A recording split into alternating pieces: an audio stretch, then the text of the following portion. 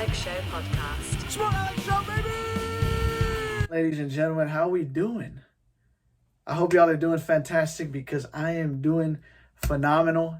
It is, at the time of recording this, it's a day after my birthday, so just turned 24 years old. Had a great time celebrating and super grateful for, the past 24 trips around the sun, man. This is the Mamba year.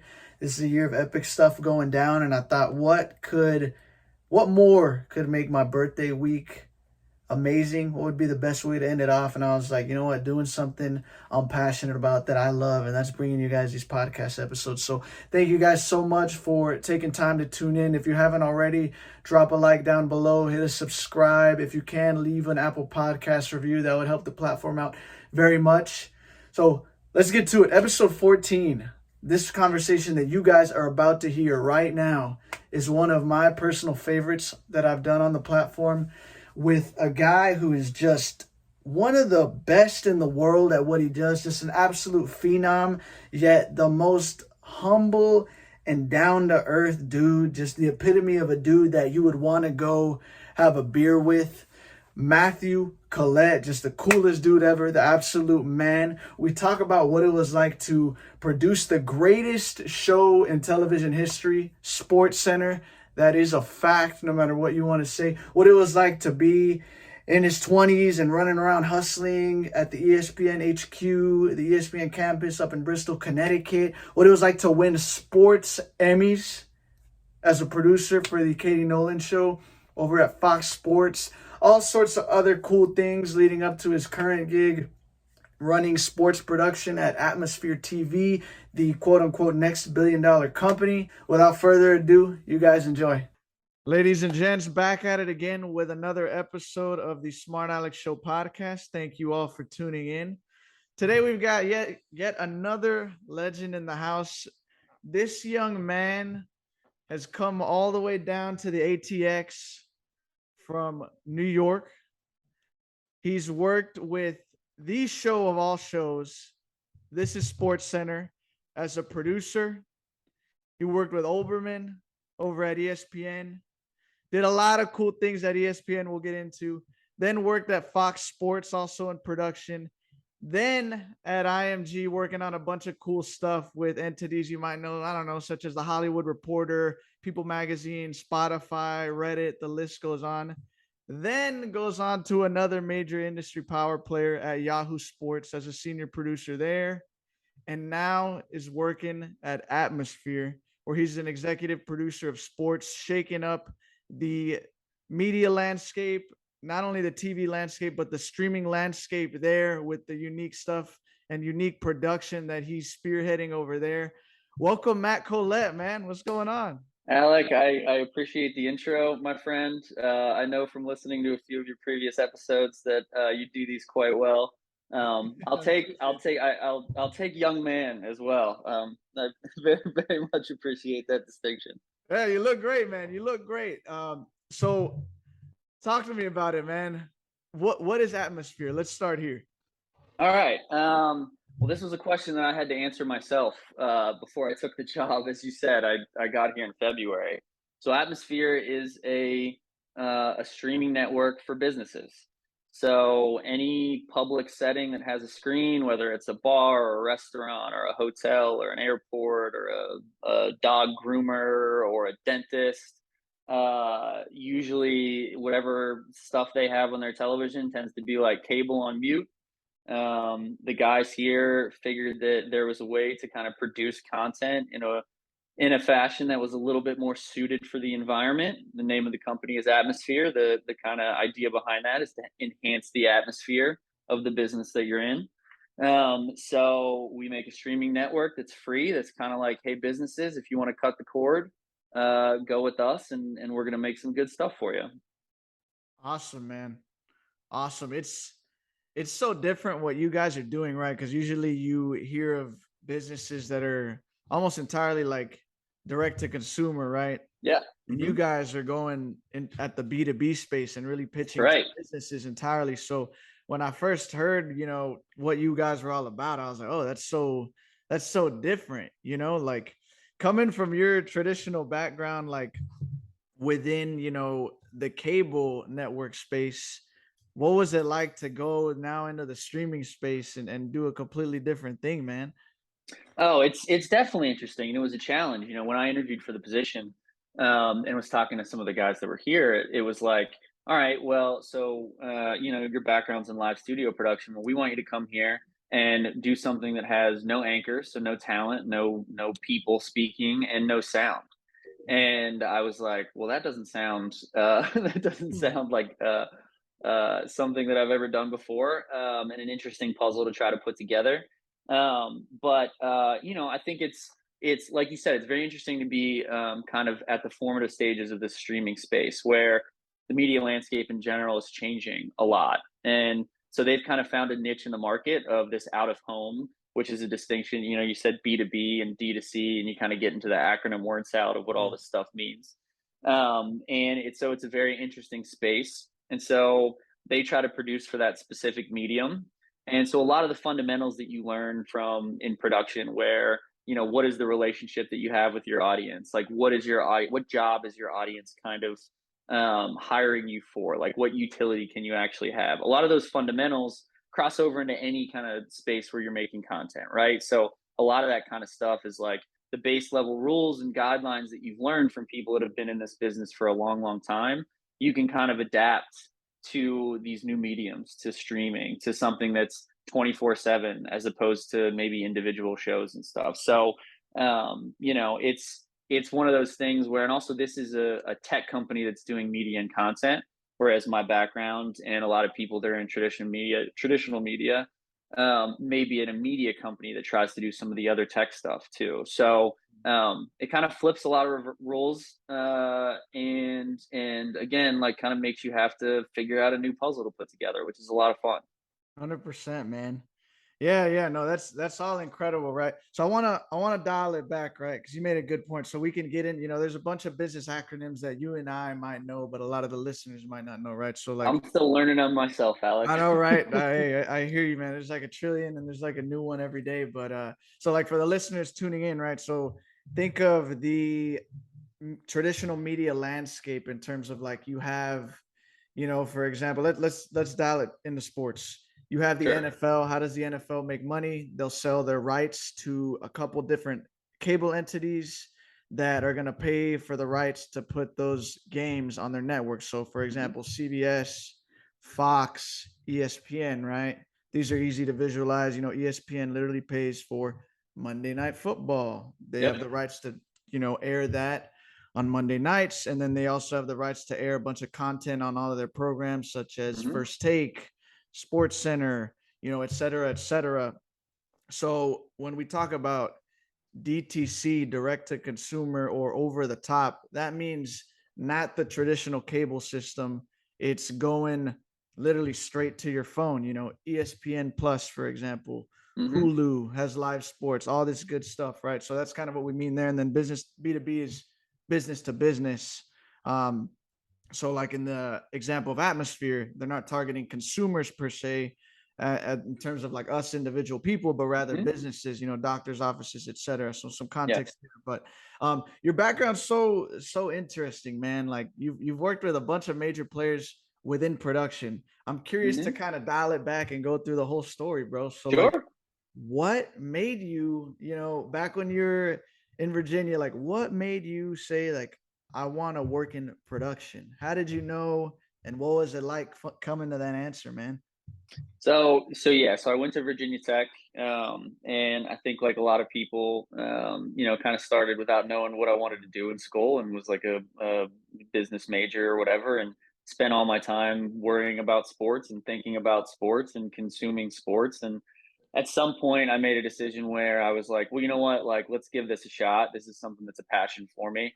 I think for a lot of people in the sports industry, maybe the origin stories were a little bit similar, where you don't think that this can be a job, right? Like something that you are so passionate about when it comes to sports, or really anything. I think it's hard maybe to kind of figure out how to translate that into a career path, especially when you're that young. So when I was in school, being somewhere like Virginia Tech that has such a wonderful, selection of sports and big sports and a lot of infrastructure that's built behind that to choose from.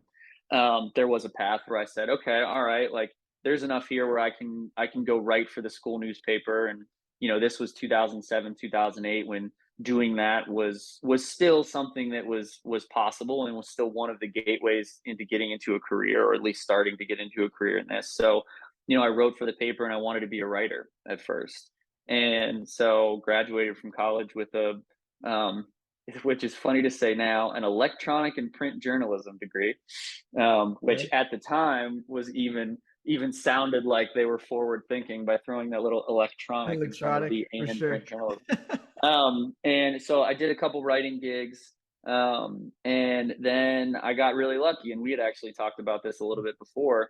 I got really lucky where there was a recruiter at ESPN named Stacey Williamson, who I will absolutely name drop because you know her as well, and she's fantastic.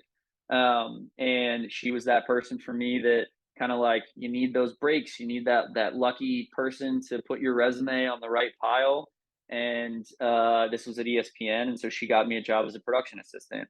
So I went into ESPN thinking, hey, let's just get my foot in the door somewhere. Obviously, working at ESPN in any capacity, I would have cleaned the floors if they wanted me to. And so it was as a production assistant, though, so it was not writing.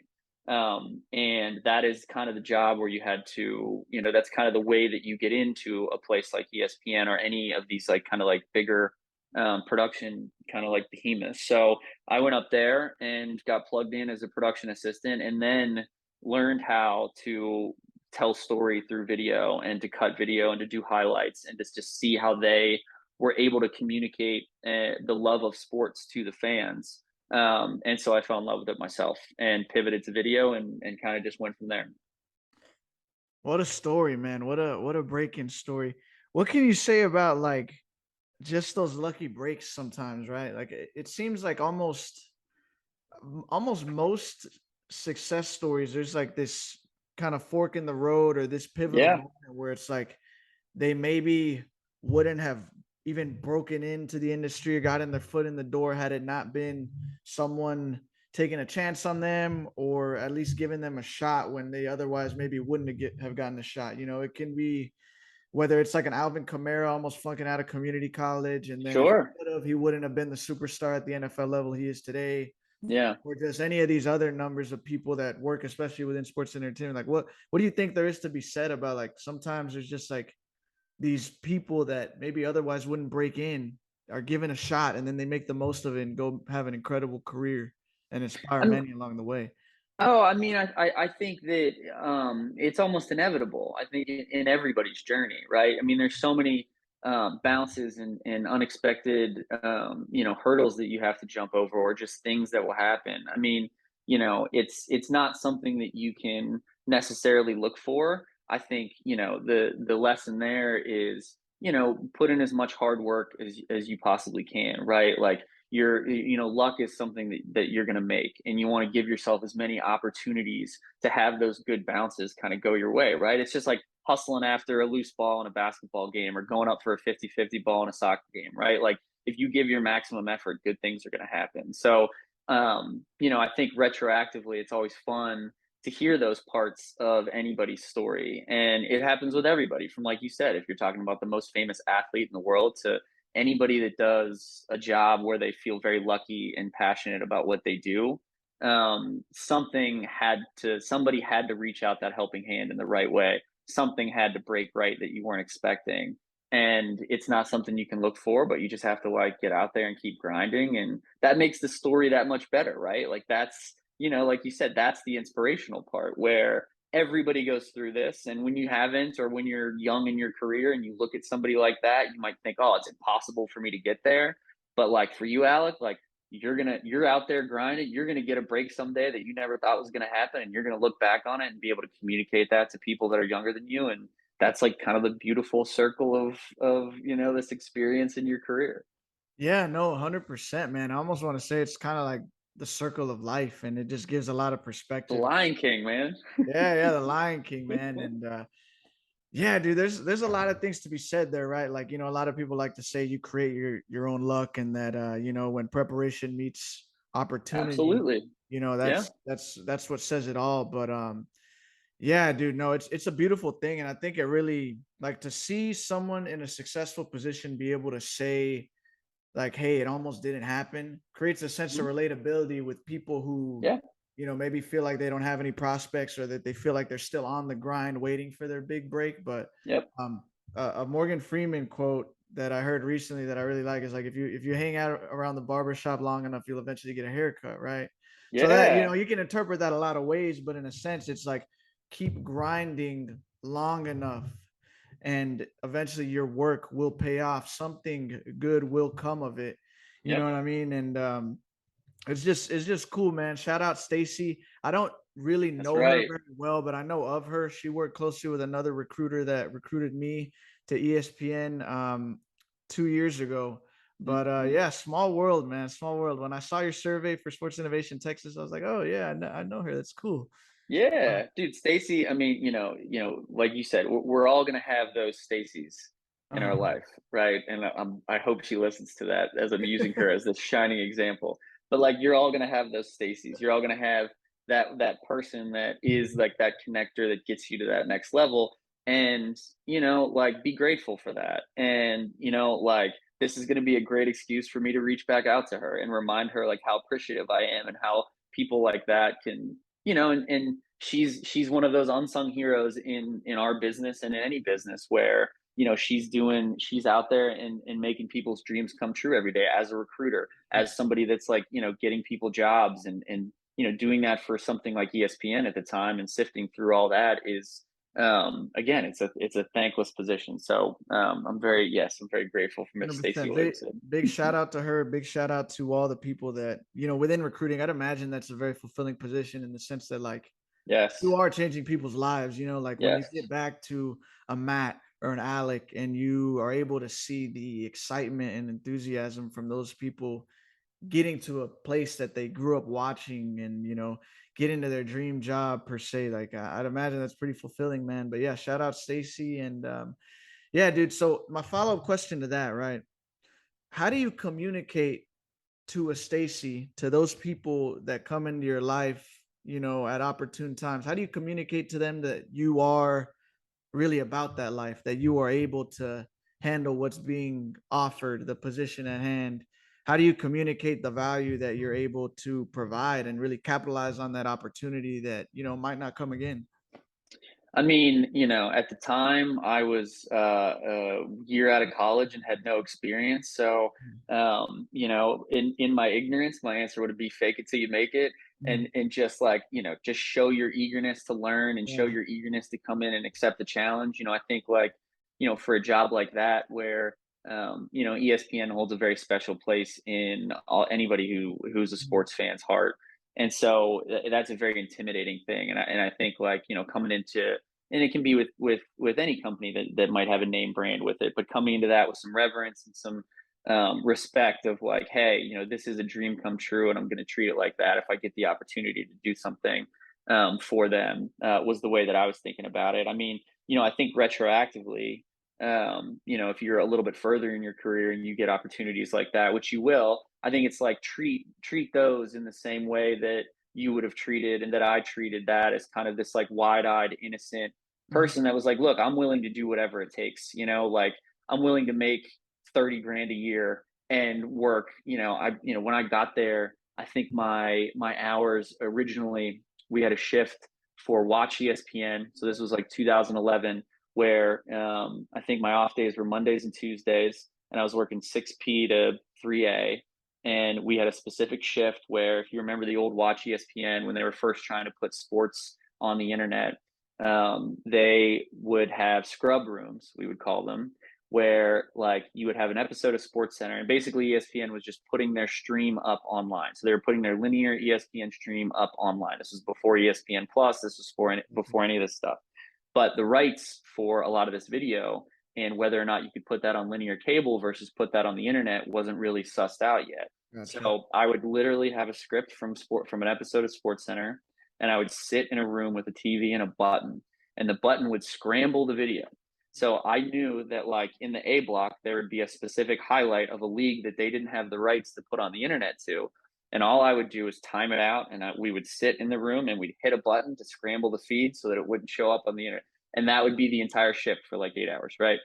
So the point being, I was very willing to do that. And like, I think like the way that I approached that job was the way that I should and try to remind myself is to approach any job, of to not be too overconfident, obviously to be prepared in that, but to be ready for that opportunity when you get that, and to, represent yourself in the best way you possibly can right from the beginning of it. 100%, man. No, that's awesome stuff. I think a crucial part you said there, right? It's like, even if you don't have, early in your career, if you don't have the experience to back you up to be able to say, I know what this is, I've done this before, I can do it here. Just showing an eagerness and an ambition to accept challenge and a certain level of curiosity says a lot about who you are, and allows people to be optimistic about your potential. So, and then a lot of people bash being naive, but I think a lot of times too, like like you said, that wide open naiveness to be able to say, like, I'm ready to go in there and be grateful for the opportunity and do whatever. That's not for every stage of your career or every role or every place, but I think in certain places at an opportune time, it is a great mindset to have, so that way you can go in and capitalize on the opportunity, right? But Yep. no, great insight there, man. So what was it like, man? This is like, when we were having some drinks at after the sports summit at UT a couple Yep. weeks ago, this was a part of our conversation that I really enjoyed, man. So what was it like working at the show of all shows, SportsCenter, man? I mean, I always say it was kind of like grad school on steroids for sports production and video production. I mean, like, I think SportsCenter, it's been so pervasive, and it was on for so long that I think it actually gets underrated as far as like one of the best produced shows of all time. And I'm talking about like shows on television in general. So when I got there, I mean, obviously, like the late '90s and the early 2000s, SportsCenter was like really prevalent in the personalities and just the way that they told the stories about sports. And so, and I might have told you when we talked, but one of the first things that we did when you started as a production assistant on SportsCenter is you took a storytelling workshop with a guy named John Swatsky, who was like their storytelling guru there. And so, like, you would think that like maybe you would go into the technical capacity or like how to edit, and they wanted to instill within you very, very like from the jump that like we are here to tell stories, and every individual highlight that you're going to cut is going to tell the story of this game in the best way possible, so that a fan can be entertained and can understand, like, every game, every match, everything is a story within itself, and to really capture that is a skill. So you start at that base level, and then you kind of add in just the machine that had been created on SportsCenter, right? So like, if you have one 3-hour SportsCenter, let's say, with a bunch of different highlights and stuff, you have your actual show staff. So you have your control room with your producers and your coordinating producers and all your technical staff and directors and TDs and all this stuff. But then you have a whole army of production assistants and associate producers and highlight producers that are all individually working on the games. So, and I don't know if people like know kind of how that breaks down, or how, at least how it broke down when SportsCenter was kind of on 24/7. But like, I would have a shift as a production assistant where like my entire night was doing like maybe a Mets Marlins game in like the middle of June that like maybe didn't matter a lot. So I'm spending an entire 10 hours of thought and process and editing on one singular baseball game. And so like let's say they have 30 different games from 5 or 6 different sports in a given night. You have basically one individual person working on that, and then another person, a senior person, kind of overseeing it. So the attention to detail, the manpower that was put behind, and then the coordination of all of that from a technical capacity to a content standpoint that went into one episode of SportsCenter is, I mean, I even look back on it now retroactively, and it kind of blows my mind. You didn't really, without experience in the production space when you got there, you didn't understand how good it was. And I think for a lot of people when they leave ESPN, and now there's just a lot more places where you can kind of like go and ply your trade and learn some things. But at the time, you don't realize until you leave ESPN just how good that was. And SportsCenter was kind of the center of that and the driver of everything that place did. The people that worked on the show were absolutely phenomenal. The talent that worked on the show was phenomenal and so involved in the production process. If I cut a highlight, let's say I'm doing that Mets Marlins game, and we are encouraged to maybe throw in something that is, let's say that there was a pitcher that you researched before the game had a particularly interesting streak of scoreless innings or games pitched where they did a certain thing, and you wanted to try to communicate that. You write your shot sheet and you walk up to Stuart Scott or John Anderson or Scott Van Pelt and you go, hey, before you go on air, let me explain to you this like cool little thing we did. They're engaged with you, and then that makes their read of the highlight that much better, which makes the show that much better. So it was just, I'm so lucky and humbled to have been able to be a part of it. And it has just like made the rest of my career like really a lot easier because I had such a great base to start from. And it was only because that show was absolutely phenomenal. I mean, holy shit, man. What a place to start from, right? I mean, very lucky. Very lucky. So, so I have a number of questions off that, but like one, that's mind blowing, right? To think of all the sports that are covered on ESPN, all the teams, all the games on a single night, and then you have a PA working on each specific game. So like you had, like you said, a Marlins game that night. So like how much manpower was that at the time? Like if you had one person on each specific game, like how many people were working as PAs that day on one specific game? Like how many people were working on all of that for like one 1 hour long session of SportsCenter, for example? Oh, I mean, it's hundreds, right? I mean, it's the number is it's kind of it's so amorphous that I can't even give you. But It's the just best way that massive. the best way, your traditional show staff, if you're in a production meeting or whatever, let's just say that's like 10 to 20. You add like a technical staff in the control room with the cameramen and the floor managers and everybody. You can throw another 10 or 20. Add makeup, add the researchers that are going into all this stuff. Add another 10 or 20 there. So, but the best way so if you ever, you see, they used to do this with ESPN News a lot, where you could kind of see the screening room behind the desk, where you kind of see people milling around. You had the screening area, which was where kind of all the PAs sat and did highlights. And this is, traditional for a lot of, any newsroom or production company that does something at this scale. So you would have maybe 20 to 40 production assistants or associate producers doing highlights. And then the room was lined with editors as well. So then you might have 10 to 20 editors that are on call, and they might be doing stuff for other shows or whatever, but essentially on call for SportsCenter specifically. And so like a PA is cutting a highlight supervisor is overseeing that highlight, and that PA is going into an edit room. So then you tag an editor in, that editor is helping you work with the highlight. Then you're taking a shot sheet. You're telling the producer who's in the chair on the show. You're telling the coordinating producer who's overseeing and backbenching the show what's going on.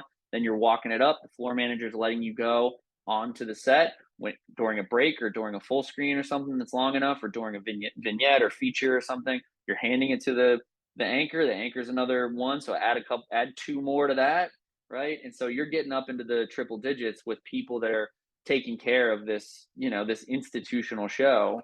And so, and not to mention, you want to go and zoom out even further, and like the people that are strategizing this stuff, the people that are running production, like all that.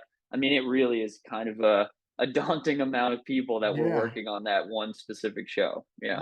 What a massive undertaking, man. And like you said, it is pretty amorphous and daunting, the number of people, the scale of effort going into, what people, like you said, might take for granted, like these highlights, the SportsCenter top 10, like it's just a massive undertaking to put that out there and make it look so crisp.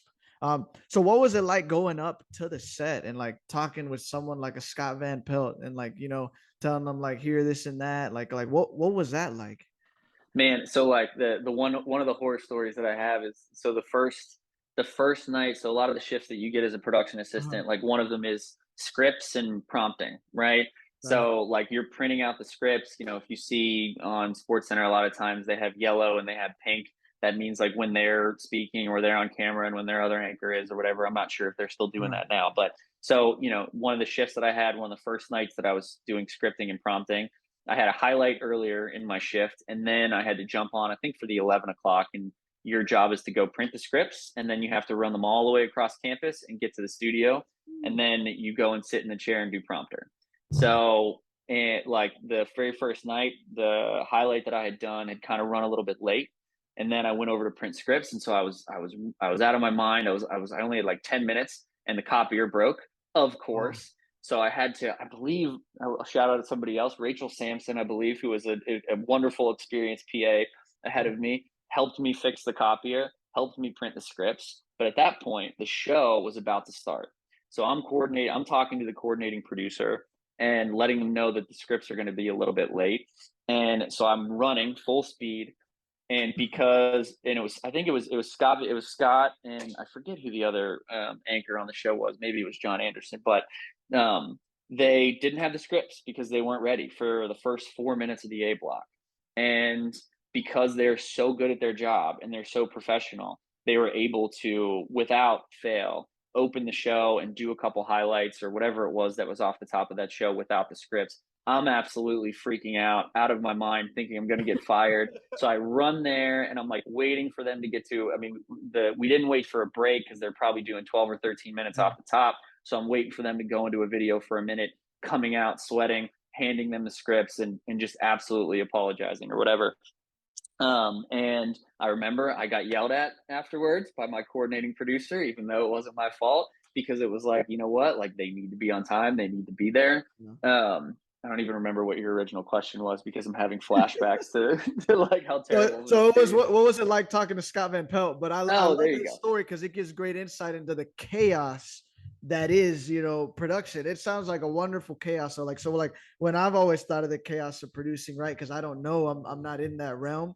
I've always thought of like, the Mike Greenberg coordinating the madness on Get Up in terms of the questions being asked and, making sure everyone's staying on topic and like allowing them to talk. And then, knowing when to interject and move things around and then the behind the scenes. But like, this is giving a whole nother deeper layer and perspective in terms of like the chaos and all the moving pieces and running across campus, getting the script. So like, this is great, man. But like, so you got yelled at and what happened next? Well, no, and to your point, it is, like, I think everybody kind of realizes how good the men and women that are on camera that are doing shows like that are. But like, in your instance of Greenberg too, what they have to do if you're hosting a show is you're coordinating traffic and you're, you're front facing, you're facing the camera, you're dealing with talent. But you also got people in your ear and you got stuff going on set and you need scripts and maybe you don't have them and maybe teleprompter's not working or maybe the PA that's working the teleprompter like slipped and the thing starts scrolling and you're off your page number and all this kind of stuff. So what they have to do is incredible and is probably underrated in it's not just sitting in front of a camera and smiling and being engaging and charismatic. Like you're coordinating a lot and dealing with a lot. So but to the original question, it's like, I didn't get to work with Scott a lot after that. I worked with a lot of the other anchors, but you develop a relationship and the best people that do the jobs that they do, they take care of that relationship with the production assistants and producers and associate producers and all of the people that we've listed before, because that helps them make their job better. And as a PA and SportsCenter, if I have a relationship with you as an anchor, then that way, like if I come to you with a shot sheet and I want something in the highlight to be communicated particularly, or you put something fun in there, or you say, hey, in the third shot, I'm going to show you a fly ball that gets caught near a fan. There's a guy behind the fan that has a really crazy sign. Like if you could, and if you know the anchor well enough, you're going to give them some more ammo to do their job better. So you develop the relationships. And like later, SportsCenter is a very specific, you're giving highlights and that's whatever. But then later when you're dealing with talent, the better that you can develop that relationship, the better communicated they know what information they have to get out, and the better the end product's going to be. So, that's the very beginning of my journey of, having relationships with the SportsCenter anchors as a PA there. It didn't start out in the best way, but it ended up being a really good learning experience. And this, man, you've probably gone through this already, the hardships and the mistakes and the the dilemmas that you have to kind of try and figure out end up being the best teaching experiences, and that one definitely was for me. 100%, man. No, that's beautiful the way you brought it together there at the end. Yeah, dude. Wow, what a place, man. A production room at ESPN for SportsCenter. Um, it's interesting too how you mentioned like it's like it's a collaborative team effort from behind the scenes to not only make the show look good, but also like make the anchors like a Greeny or a Scott Van Pelt look incredible, right? Because a lot of, like you guys are kind of like the unsung heroes from behind the scenes. Like we see, Stephen A or SVP talking. We're like, oh, they're brilliant. They're brilliant at what they do. They know their shit. They say it well. They say it in a charismatic manner. But it's like you're also playing the part behind the scenes of like, hey, Stephen A, hey, Scott, I found this and that, this statistic. Absolutely. Oh, this would be great to speak on. And, that's the kind of stuff that doesn't go seen. So I think what you guys do is super dope, man, in terms of being those unsung heroes from behind the scenes that make it all go incredible while the broadcasters kind of get all the glory. And, it's right that they get glory. I mean, they're the ones doing it too, but you guys deserve a lot of credit as well for what you guys are doing behind the scenes and making it all come together. And I think I'm learning a little bit more about that world through this little podcast I'm doing. Because, absolutely, yeah.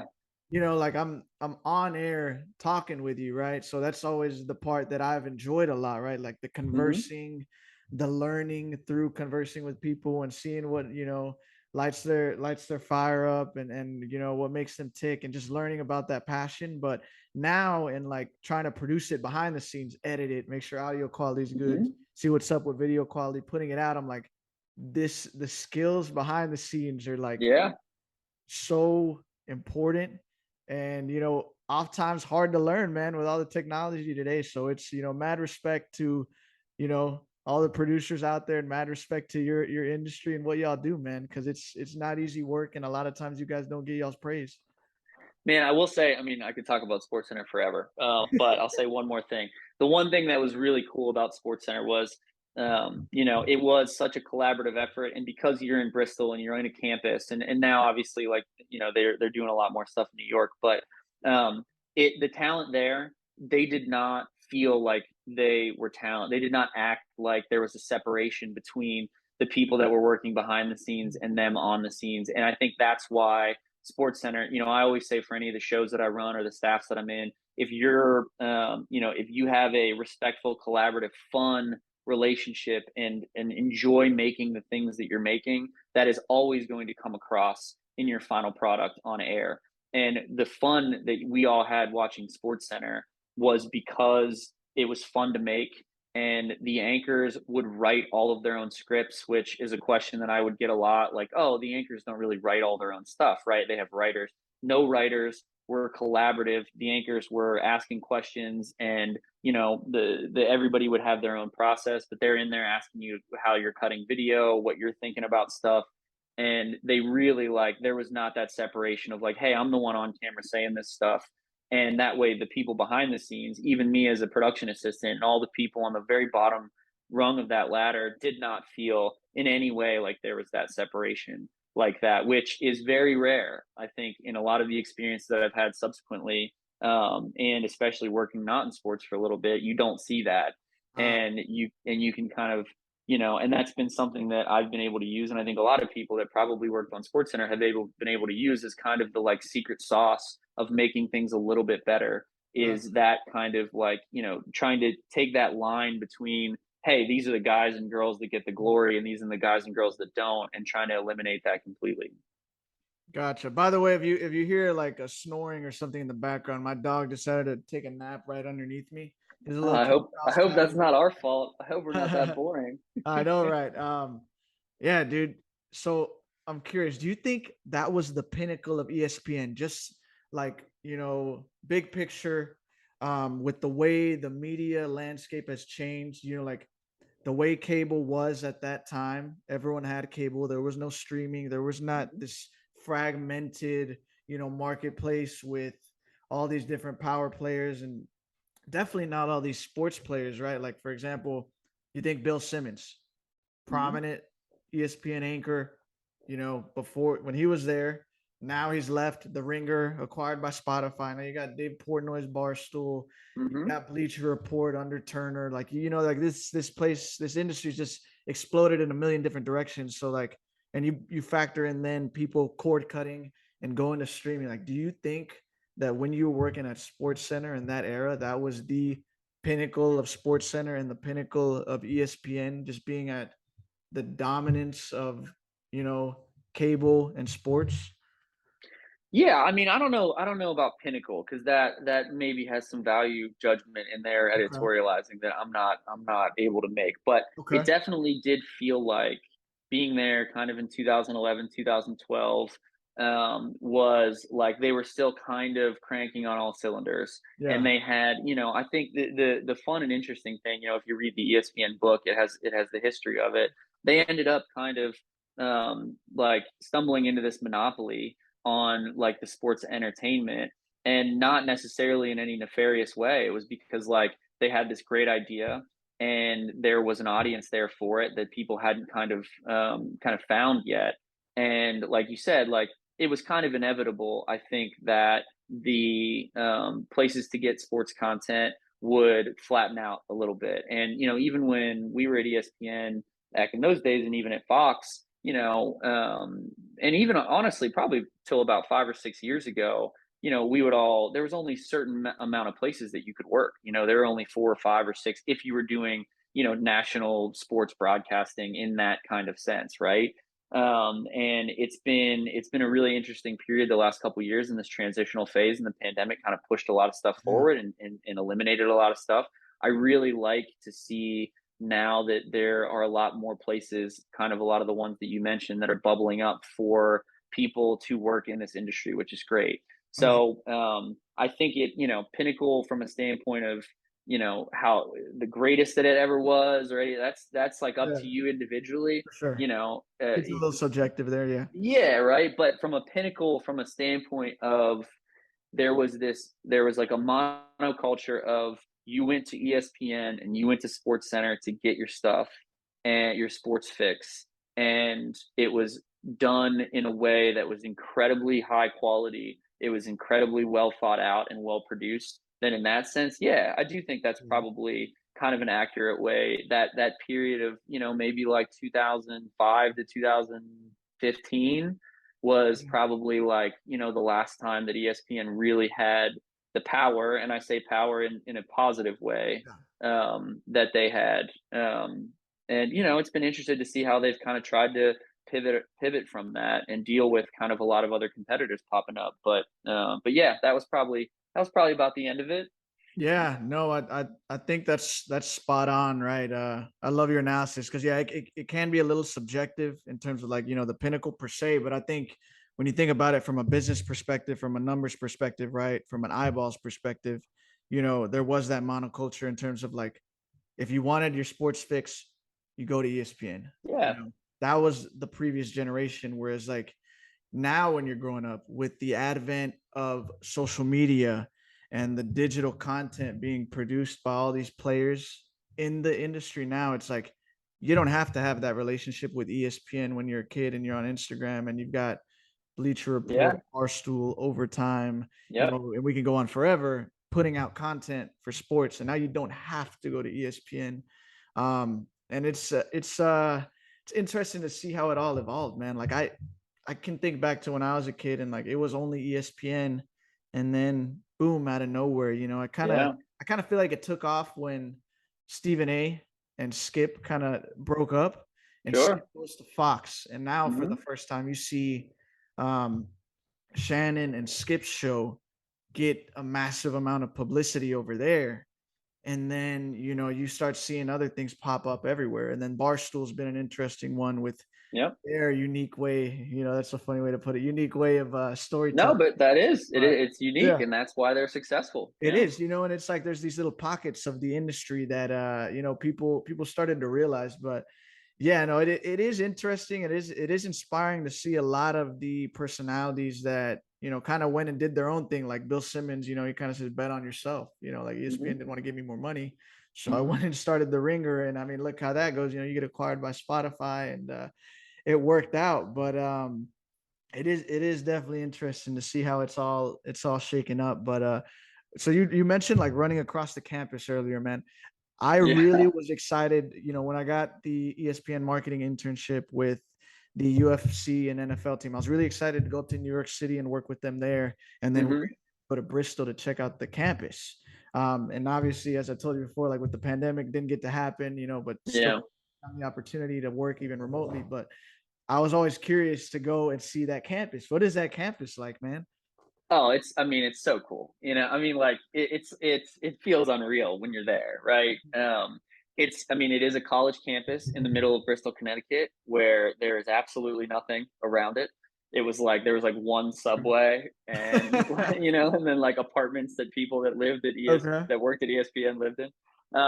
But I think like the ethos that you kind of saw in the This Is SportsCenter commercials was not that far off what it was there. And obviously that's a sensationalized slightly version of it, but that was kind of the vibe. It's like they had a gym, we had a basketball league, like you had just sports things everywhere. Like I remember, I think like maybe my third or fourth day, I was running to get to screening for a highlight, and I almost ran into Chris Bosh. Just like physically almost ran into Chris Bosh. So like you do have those moments where I can remember, you'd be walking around and like Liam Neeson walked by one day because he's on a car wash to promote some movie or whatever. And so you do have these like moments where you're walking around at work and a super famous person that you didn't expect to be there is walking around as well. Not to mention like all of the people that you see on air and all of the former athletes that are there and all of those kinds of things as well. So, I think it's like 13 buildings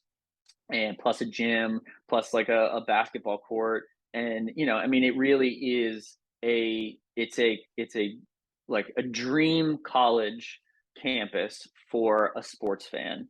And it also functions as an incredibly well-run company and massive production studio. So yeah, the campus, and then there's also people that are giving tours. And so there's like fans that are in there and stuff. It is a very surreal place to work. It is a very, I think like, you see people that work at ESPN for life because you go up there and you're like, how could I ever work anywhere else? This doesn't feel like work a lot of the time. It's great. Yeah. What a place, man. Yeah, no, that sounds awesome. So you said how many buildings? I think it was 13. It's massive then. Yeah, the buildings are all numbered, and now I hadn't been there for a decade, so I'm gonna probably be speaking out of school for people that are there. But it's buildings. I think we had 13, but there were more than that. But we number it was building 1 is this, building 2 is this, building 3 is this, building 4 is this, etc. Yeah. Very cool, man. Yeah, I'm sure Bristol's popping off now. Like they got more than a subway going on. But so when you were working there, like early in your career, man, because like I have some friends that I interned with in 2020 that went back to work there full time, and it seems like they're all very close knit with each other at this point. Living in Bristol. And was your like, were your coworkers kind of like your like extended family at that point in your life? Like you're kind of like work family because you guys interacted so much together and lived in Bristol, and there wasn't much outside of there. Like what was that like? Oh, very much so. Yeah. The culture there, it's a mix of high school and college, right? You're going and you're seeing the same people at work every day. And then most of the time, those are probably your roommates and the people that you're hanging out with. One thing, I mentioned like, when I got there, you're not 9 to 5 Monday through Friday. And so like, my weekends might've been Mondays and Tuesdays. And so you end up hanging out with the only other people around you whose weekends are Mondays and Tuesdays. And those are also people that work at ESPN. So, it becomes a very close-knit place. It becomes like this kind of like very interesting bonding experience where you're all going through the same thing. You're all there for the same reason. There's, like there is a lot of passion and stuff going on. And I think, any job that you have in production that is non-traditional, where, whether you're on a show staff and, you have a show that maybe is on at 11 o'clock at night. And so your schedule is 3 to midnight. Like those are going to end up being the people that, they have the same kind of life cadence as you. And so that becomes your family. I think, one of the unique things about our industry, if you have the ability to be lucky enough to kind of play in the sandbox, is you do have a different relationship with the people that you work with. It's not a traditional 9 to 5 office structure where you're seeing people and then you're going back and doing your own thing. And I think that's like one of the wonderful things that anybody that's been able to work in this industry will say, that I'm incredibly fond of over, the 10 or 11 years I've been doing this, is the level of relationship you get with the people you work with. And then that makes your work that much better too. 100%, man. No, it's definitely a blessing to be within the industry, man. It's unique to any other, and while it is hard to get in on the front end, I think, when you're in it and you can speak to things like that afterward, that's when it all pays dividends. But Absolutely. yeah, man. No, back to what you're saying about Chris Bosh too. Almost running into him in here. You might actually run into him here in Austin. He just moved down. That's right. Here. So, that's right. Yeah, dude. It's so weird, man. So many people moving to Austin from like a lot of Texas natives. Like Bosch grew up in Dallas. I think he played for Skyline High School, which is one of the bigger high schools within inner Dallas. But I was like, oh shit, he moved down here from Dallas. Interesting. Yeah. Why? Yeah. But yeah, dude. No, he appeared on a podcast with Ryan Holiday, who I believe also lives here in Austin. I'm not sure if you're familiar with like the Daily Stoic. Absolutely. Yeah. It's pretty cool, man. Like jumping back into this ecosystem in Austin since I moved back last month, because like the marketing agency that I'm working with now, we have one client that we actually got on Ryan Holiday's podcast. Oh, that's awesome. It's kind of cool to see, like, oh shit, there's kind of layers and inner workings to how all this stuff connects. I had just listened to like a Joe Rogan and Ryan Holiday podcast a couple weeks ago. Yeah. See like one of our clients on holiday. I was like, okay, this is pretty cool to see the ecosystem and how it's kind of evolving down here, man. But yeah, it's I know great. I think, and like one of the reasons that it was easier to come here, for a long time, especially in sports, it's like there's only a couple pockets that you can work in, like Connecticut, Bristol's one of them, New York's one of them, LA obviously has a lot of stuff, Turner in the NBA or in Atlanta. And then, if you're going to do regional stuff, that's different. But if you're doing national stuff, there was only a couple places that you could be. It's wonderful and fantastic now that you can be in the barriers of entry of being able to work in this business and in the production industry in general are not gone completely, but they're a lot easier to get over. And Austin, especially, I think, is kind of like bubbling up as there's a lot more media here. There's a lot more culture here, which is absolutely fantastic. And it's a fun burgeoning community to kind of see and hopefully try to be a part of, which is, as I know, you are doing very, very well. Trying to. I grew up in Dallas and did undergrad here. And when I left back to Dallas, I felt the magic. Like, I love Dallas, don't get me wrong, but I felt like that special feeling that I was in a special place, growing in a special way at a special time, was gone. And when I knew I wanted to come back down here and jump back into everything, right? Like the sports ecosystem growing, UT, with I truly think Texas football's back now, in part because of like NIL money, Texas boosters. That's a whole other ball game, a whole different story, right? But well, you got a Manning coming, so I think we got a Manning coming in. Quinn looked damn good against Bama in that first. There you go. Yeah. So I think the future is bright. So I knew coming back down here, I wanted to jump back into this ecosystem. The sports stuff, the UT stuff, the entrepreneurial stuff, all that stuff growing here. So what do you think, man? Do you think this place is just going to keep growing as a bigger hub, or? Yeah, no, I do, man. I mean, look, so like I've been in New York City for the last 8 years. And one of the things about New York City is you get this energy that nobody wants to be anywhere else. And I think that's kind of like one of those little connective tissue things that you can feel when you're there and you don't know how to articulate it. Coming here, and I'd been coming here for a decade, going to South by Southwest and different things or whatever.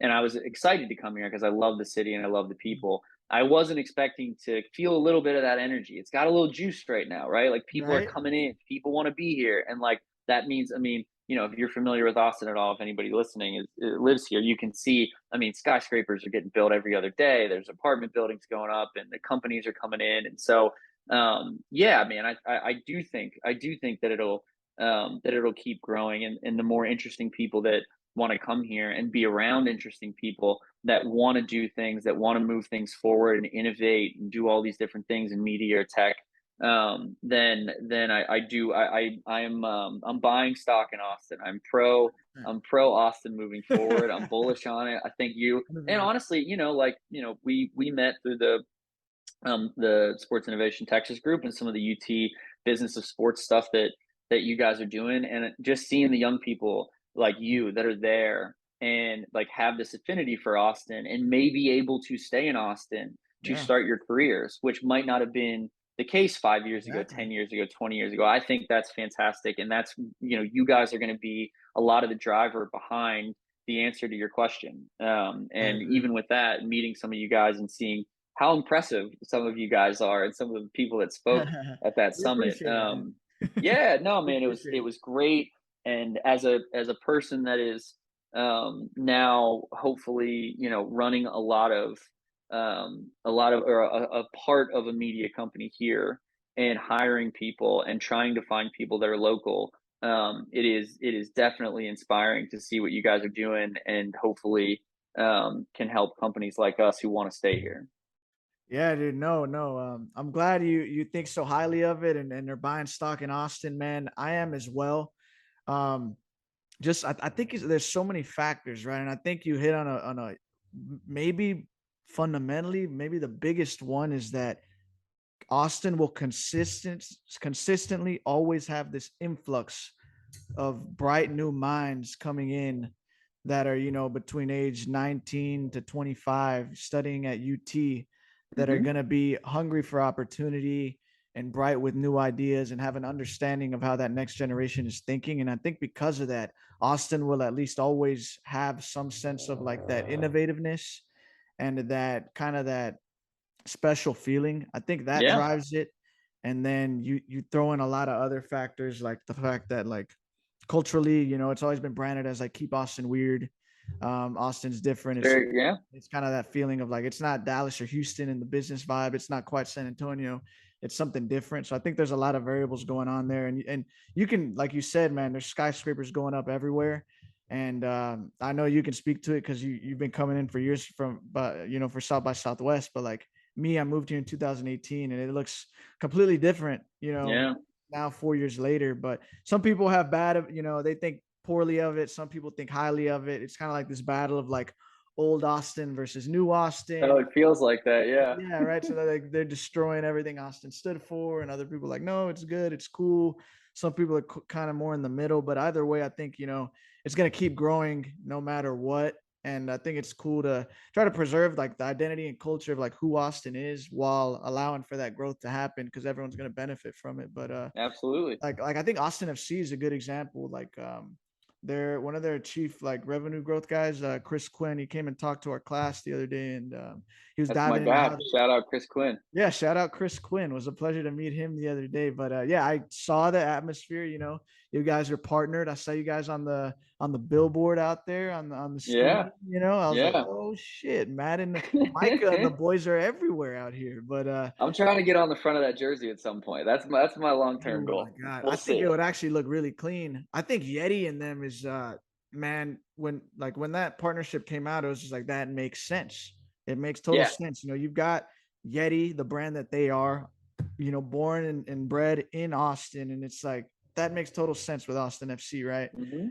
But atmosphere, I think you guys' logo and y'all's branding would look sick with Austin. I agree, Alec. I agree. Yeah, dude. I truly think like, no BS, all BS aside, like I think it would look clean. Just with y'all's letters and y'all's logo and shit. I love how I have like the astral stuff, the galaxy stuff going on in the background. But yeah, and if not, who else it would look good for, and I'd sound like a traitor for saying this, LA Galaxy. Hey, wait, there's your tie-in right there, right? It makes perfect sense. I love it. No, back to what I was saying, like Austin FC did a good job of like trying to cater to the old Austin while also catering to the new Austin. I think they kind of built that bridge perfectly in all their brand messaging and their logo and kind of how they did everything. Absolutely. But yeah, dude, I know this was all good stuff. I know we could talk about the ESPN stuff all day, but I want to move on, man. Like I want to go into like, and how much time do you have left, man? Yeah, whatever you got, man. I'm good. As long as my computer doesn't die. Whatever you need, brother. You have until 3. We can go a little bit longer just because I'm curious about the Fox stuff and, sure. Leading us up to where we are now. But man. Great conversation, man. Thank you for coming on. Absolutely, dude. But yeah, dude, by the way, the sports content in the back on y'all's Atmosphere TV looks stellar, Yeah. man. I've never seen it before, but you've got it on back there. I think it's a good little plug, showing what you guys have going on. I think it's pretty kick ass. You've got Yeah, thanks, betting man. prop stuff going on. You've That's got right. like almost semi-business political news within sports with the Phoenix Suns owner stuff, and then like the valuation stuff I saw going on. Then you've got actual game highlights. So looks kick ass, man. Thank you, man. We like the fun. So this is our sports news channel, and like I said before, it's like made to be viewed in a bar. So the Yeah. puzzle that we get to put together every day is like if I'm in a bar and I'm watching a television screen that is telling me what's happening in sports, like what can I put on there that's going to entertain you? So is it like video? Is it trivia? Is it like today in sports history? Is it birthdays? Is it cool pictures? Is it trick shots? Is it highlights? It's like a really fun puzzle that we get to put together of like what would be the dopest shit that you'd want to see going on in sports at a bar. And we're getting there. We're getting there. We just got MLS highlights. We're getting NBA highlights next, and then the rest of the leagues hopefully will follow. So we're That having is fun incredible, right now. man. No, I Glad mean, you like you guys are thinking about it in the right way, man. That's dope that you spearhead that effort. You can see all the experience coming in from the different corners of the industry within entertainment and sports showing right there. I mean, that is kick ass, man. I see you got Ted Lasso and FIFA on there. You got Oh youngest yeah. player. Like I feel like those are unique headlines that get a lot of attention. And I think like Ted Lasso was one of those shows that built a lot of super fans. Like the CEO of the marketing agency I work at, like she has a Mm-hmm. bunch of Ted Lasso stuff up all over the office, like the Believe sign. Oh, That's people love it. People love it, yeah, man. no. So like it's Yeah. one of those things where you have like a lot of super fans, and when they announced that was getting put in FIFA, I was like, win-win for everybody, man. Oh, it's great. Yeah. People who run Ted Lasso, FIFA, and it's cool because it's the last version of FIFA as we know it, with the way that they're gonna That's shake up right. all the rights and stuff. EA Yeah. is not gonna do it anymore, and it's gonna be specific licensing agreements with teams, which kind of sucks, man, because like you think of like how Juventus couldn't be in FIFA, it was named Yep. something else. So you Yep. see that as a player, as a fan, it looks kind of whack that the business like kind of finagles it like that. But Mm-hmm. the Ted Lasso in FIFA, that's a beautiful example of like a company, atmosphere being innovative and saying like we want to get some unique headlines in here. We do it differently. So that's dope to see, man. Oh yeah, and the fun thing now with how much content gets put out is, like if FIFA puts out a trailer with Ted Lasso over the internet, it's like because we're not linear, because we're not going straight to cable, we're not broadcasting this, we're Ah, streaming it, that like that's all fair game.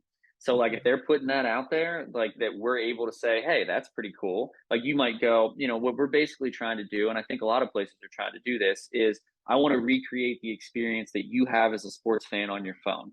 So like if you're going on there and you're like, all right, I'm on Twitter, I'm looking at tweets, I'm seeing what news is happening, and then I'm jumping over to Instagram and I'm looking at reels or I'm looking at videos of who I follow, what are athletes posting. Then maybe I'm jumping to my fantasy team. Then maybe I'm going to DraftKings and making a bet. Then maybe I'm going over and doing so like if I can recreate that in a produced way with all those fundamentals that I kind of told you about, that like we have producers here that worked at the NFL Network. We have producers that did local news. We have producers from ESPN. We have producers from things outside of sports, and to get all those perspectives and like the rules and guidelines that they've followed and try to like take all this content and package it in a way that's entertaining I mean, it's super fun. It's interesting. And that's what we're trying to do. And you see in a lot of other places that are doing streaming or that are even doing like YouTube stuff or even just like how people produce social, like the effort that they put into producing TikTok or producing Instagram reels is so impressive now. And it's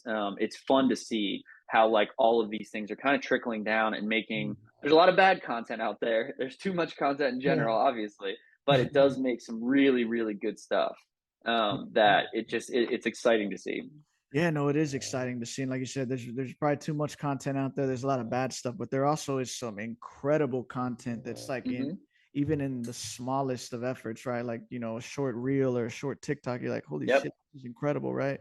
But I'm curious, man, because I'm not too familiar with the legal language or any of the regulations when it comes to this stuff. Like, what is it about being in the streaming marketplace that allows you to do stuff that linear entities can't do? Like what allows you guys to hit on those certain topics that maybe a traditional ESPN or Fox Sports can't do? Well, I mean, we're getting into like a lot of gray areas, right? Where, let's say if you're at ESPN and you want to put something on broadcast cable, and you want to, take a video from somebody that they posted to Twitter or Instagram or something, like, the way that the ESPNs of the world, and I can't speak for everybody, but most of the places that I've been at in sports, they take it very seriously that you need to go out and get their permission to use that.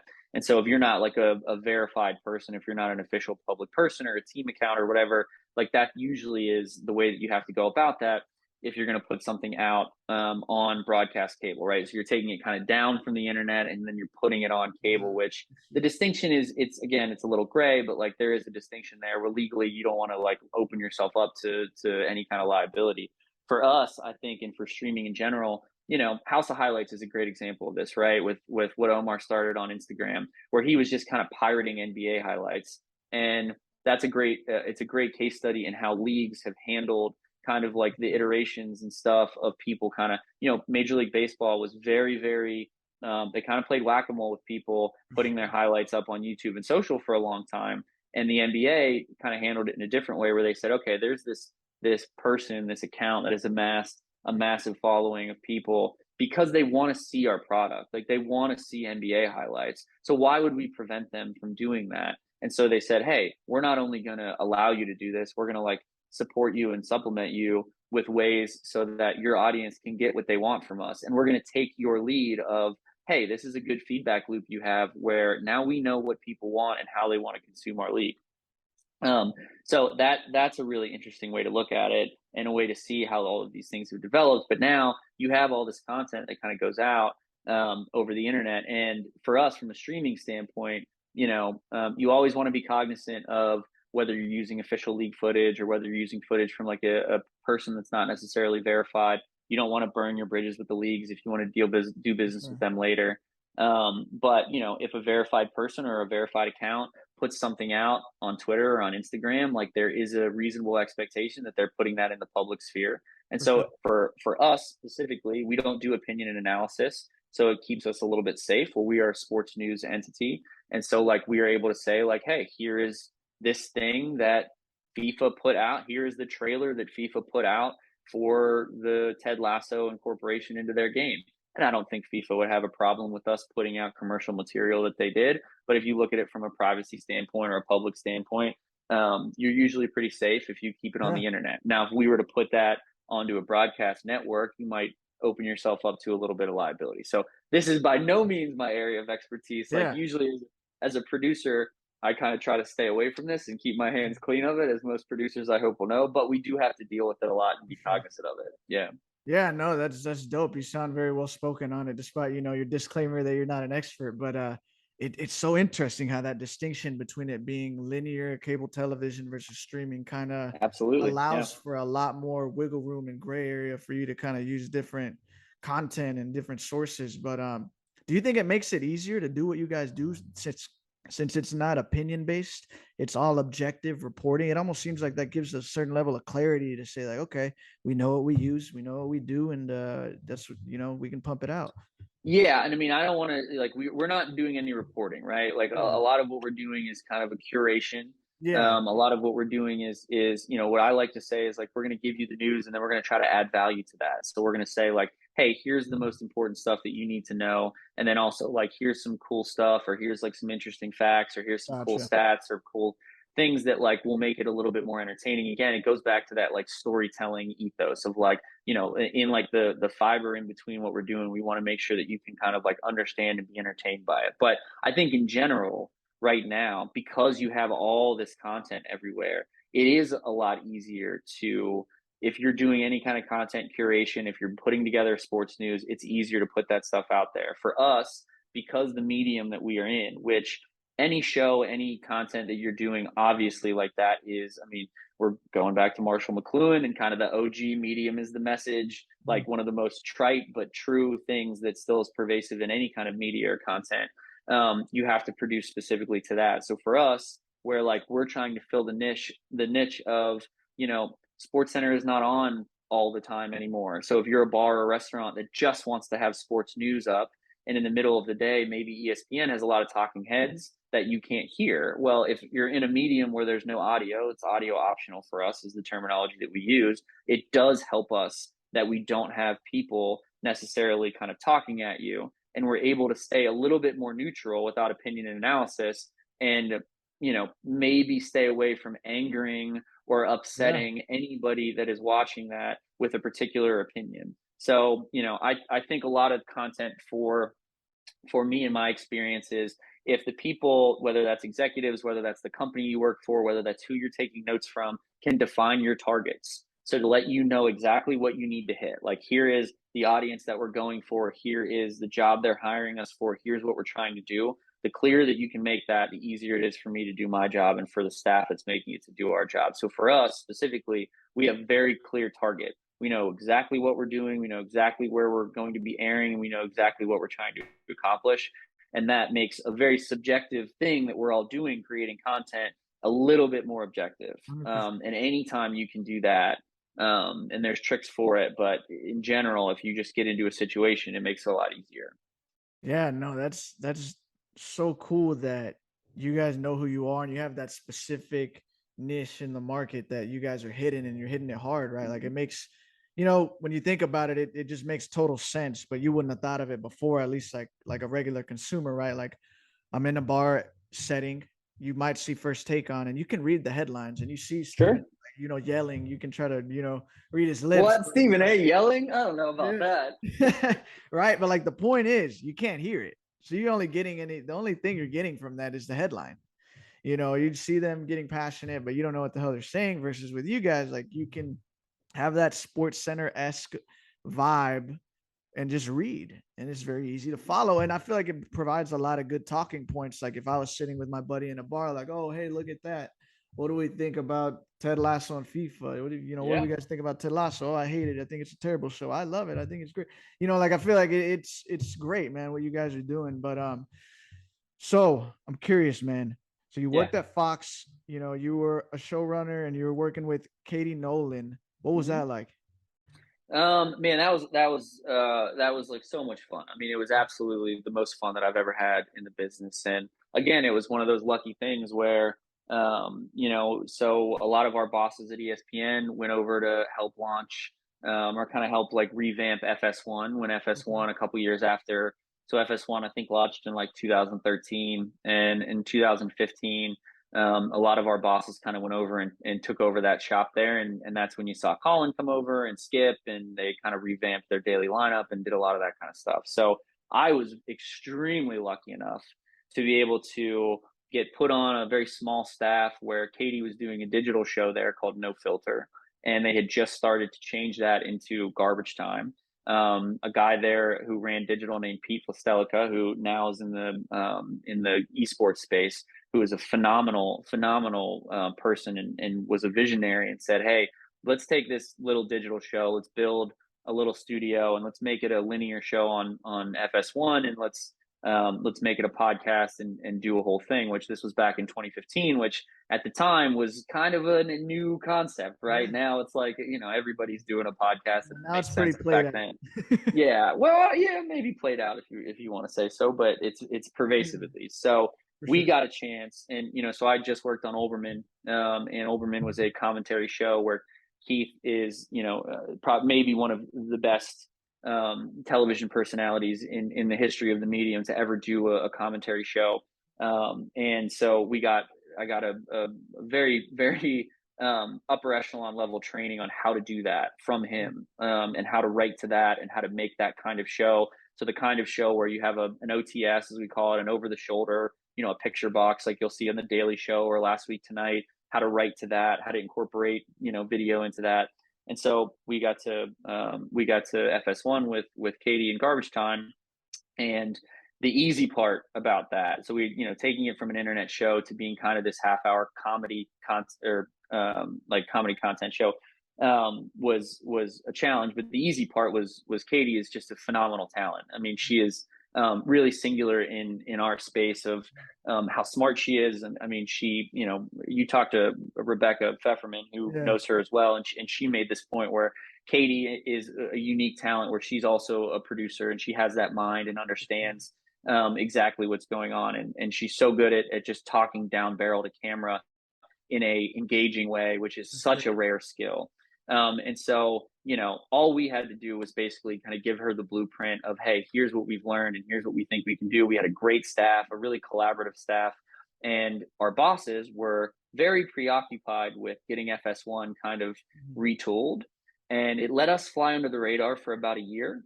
And we kind of were able, and our bosses were fantastic in giving us this autonomy and also not paying attention to us, where we got to do our content without a lot of oversight. And that can be dangerous in a lot of instances. But for us, it was great because the internet and the fans that Katie had amassed really responded, and we got a really good relationship with them. That was kind of rare in the industry at the time. So Barstool had just kind of started, and they were kind of honing in on that, but nobody else had really. And so by the time we had kind of found our footing a little bit, the bosses couldn't really tell us to change anything. And so we did a thing that I had been told by every boss that I had had up to that point that doesn't work, which is sports and comedy. And it hasn't necessarily it works now in the podcast format because it's a little bit easier to do. But we were able to do that and had a lot of fun making it. And I think, did a lot of really cool stuff, and we got acknowledged for it, which was phenomenal and surprising on like a national stage next to a bunch of really good shows. Like your SportsCenters and your game days or whatever. Like for a minute there, they looked at us and they said, all right, you guys are doing something good, which getting that kind of recognition is not something that happens all the time. And so I cherish it, and it was incredibly fun. That is awesome, man. No, that's what a great time to, have had that autonomy with the way the landscape was changing, right? Oh yeah. 2015. So did you know Fef back then, considering, she was working as publicist for Katie? Yeah, absolutely. Well, so back then, we met Rebecca when I'm calling her Rebecca, like we're all formal. Fef. Yeah. We met Fef. Everyone who knows her would know it's Fef. Yeah. So we met Fef when she was running South by Sports. And she did an absolutely phenomenal job with that. And for a couple of years there, South by Sports was a really, really cool place to be. And it was really like one of the few places that we had where sports media minds could kind of come together and hang out and talk shop. But so she was a big fan of Katie's and the show and got her. And so Fef knew Bill Simmons a lot. And Bill was a fan of Katie's as well and a phenomenal supporter of her through her whole process. And so we came down with the show and with Katie to do a panel for South by, and then ever since then, Fef's a really special person in this industry, and we continue to work with her and get connected to her and become friends with her, and then we ended up doing shows with her and producing stuff with her, and it all kind of started from there, from South by, which I don't think is as big of a deal anymore, unfortunately, South by Sports. But for a while there, it was great. Man, what a small world, dude. It's absolutely, crazy. Yeah. Especially this industry, right? That's why I love it, man. Like, I don't know, it's just cool. It's like when you're able to like build authentic relationships, it's really cool to see, like, real attracts real. When you just keep it real with another person, you kind of attract more real people, and you see who the real people are, and you can kind of hang in that crowd. So that's awesome to see that you guys have known each other for quite some time and continue to collaborate and do cool shit, man. But how did it feel? Like, you kind of hit on it a minute ago, but like, how did it feel to get those Emmy nominations and those Emmys, man, when y'all were working together, man? That was, I mean, we're doing some stupid half-hour comedy show where, like, we're making fart jokes and dick jokes, and we're talking about, and we had a serious, we would get serious if we needed to. But we're shooting in a closet. Like, we shot at a production studio called Embassy Row, where if you're familiar with the Men in Blazers show, Michael Davies runs that. And so Andy Cohen's show, Watch What Happens Live, was there. So we're doing this thing that is just in a completely different bubble from your regular sports media. I'm producing a show, sitting at a desk from somebody's office with like a makeshift switcher. I'm not in a control room, whatever. But it ended up like coming through on camera, and we leaned into that. We leaned into the fact that like our shelves may fall down and that we're in a closet and that like it's a low budget show or whatever. But so when we, like we won an Emmy for outstanding social TV experience in 2015 or 2016. I forget what year they categorized that as. And, it was a submission category. So you have to make a video and kind of sell yourself to the Sports Emmys of like, why should we win this award? And that was a really clarifying experience for us, because we got to put together and think about like, all right, why do we deserve this thing, this whatever? And we were like, look, we're starting to try to develop a loop of communication with our fans and the internet that nobody else had really tried to solidify yet, where it's like, we make content and then we have a podcast and then we have a Twitter account and Katie does her thing. And then we hear from you and what you guys want. And then, we have a week to kind of digest that and see what you're talking about. And then we get to answer that and make that content in the next show. And that's what you see now everywhere. Like in the conversation that the audience has with the content creators now is pretty seamless. And so back then, I mean, it seems really kind of trite to think about it like that, but we were just figuring that out back then. So to get recognized for that and to win that was great. We also that year, which I think the staff would say is they were almost just as proud of, if not more, was we got nominated for Outstanding Studio Show Weekly next to SportsCenter and Game Day and NFL on Fox. And I don't know if we should have, like I look back on it and I'm like, we talk about SportsCenter and the manpower that takes in a show like College Game Day, which is just unbelievable. And then you have 8 people in a closet in lower Manhattan, just like making this stupid show, making fun of sports. And you put us next to that, which, I mean, we were so honored by, and I think, I hope was something that gave other people or other places the courage to give opportunities to people to do stuff like that. But yeah, it's surreal, man. I mean, like, like it was a great honor. And it's a good totem and a representation of like how much fun we had on that show. Winning, it's cool, whatever, but like it's just a nice thing to have to look back and be like, all right, yeah, that was the thing that we did, that was great. Yeah, holy shit, man. Holy shit. Like you guys were in there with insane company, dude. So did you guys get to go to the Emmy Awards and like sit in and everything, or? So the way the Sports Emmys work is like, you get like 2 people. Okay. Usually it's like, you can pay for more people to go, but like 2 people to go. And so I think Katie was presenting that year, so she was there anyway. Okay. And so her and I forget who else. I think one of, we draw straws for like who else on staff gets to like go to the thing. And the rest of us, I remember like we were at a bar in Soho, like one of the bars that we would usually go to, and drink away all the pain after we would shoot a live show and like spend 18 hours a day on it. Yeah. And so we were just sitting at a bar, and then we, Fox had Fox Sports had a party afterwards for everybody that was in town for it or whatever, which, pretty much everybody does. And so we were sitting at a bar drinking beers, and we were following it on our phone. I think probably following the Sports Emmy Twitter account back then, and found out about it. And then, we all met up afterwards and did it. So there's no glamour in it. It's not like, we got done with the red carpet and went to the, drinking Ace of Spades and whatever with spades on the red carpet. Yeah, right. But it was it was like it fit the way that we found out and experienced it fit the whole vibe of how we did the show and everything, which I wouldn't have had it any other way.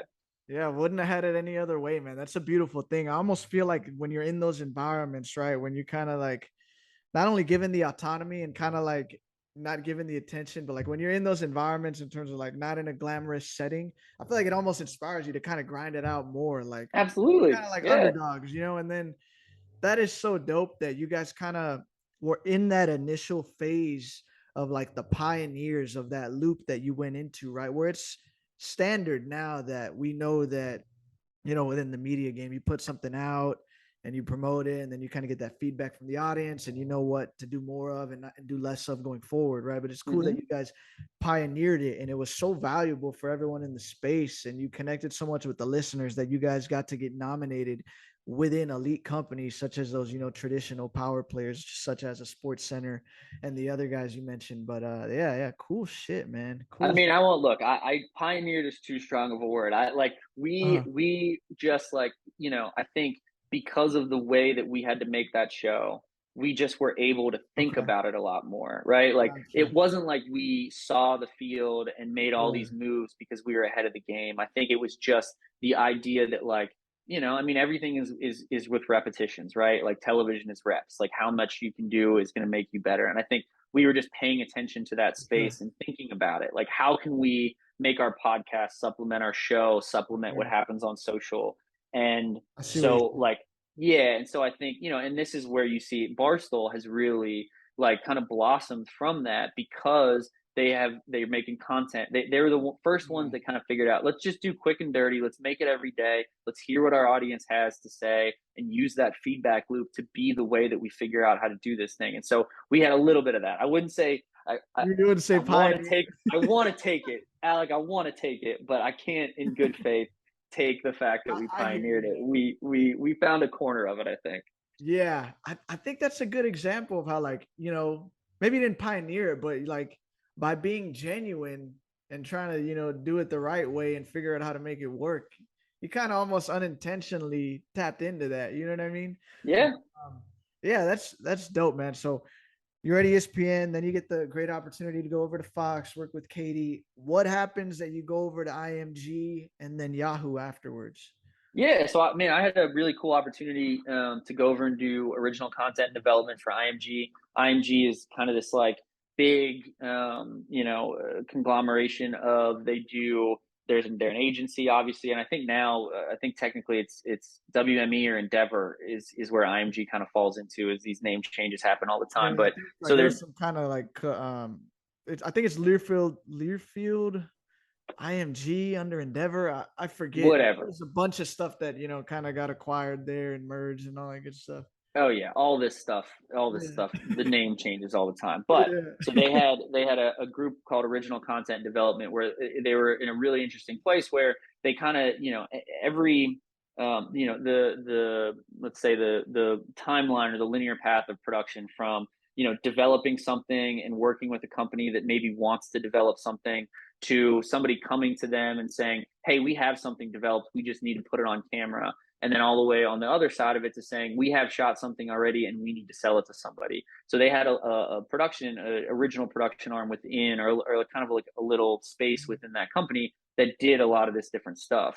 And so I had an opportunity to go over there and kind of be like a coordinating producer or executive producer in a lot of those different aspects. And so it's interesting, you know, going and I can't speak completely to that space outside of sports, like somebody like Fef could, who, you know, did PR and worked there for a long time. But you know, it was interesting to bring a sports production mindset to producing some shows that you would consider more general, right? Like, you know, you mentioned it in the beginning of the show. Like we tried to make a show for the Hollywood Reporter. We did a show for the History Channel, for Spotify. We were working with True TV and Reddit on doing a show. And there's a lot more meetings. There's a lot more dealing with whose agent is who. There's a lot more optics. There's a lot more people involved than you'll get on the sports side, which is a lot more scaled down. It's a little bit more laid back. Kind of the beauty of this producing things in the sports world is there is an objective end at the end of every sports game, and there's endless opinions and analysis that you can have beforehand, but there is kind of a finality to it that relaxes everybody a little bit, because you kind of know, all right, the game's over. This is what happened. There's a winner, there's a loser, like all that kind of stuff. So, I mean, it was a very interesting experience in seeing how that side of the business worked. And it was a really, really fun year. I had a great company with like a lot of great people that were doing interesting things.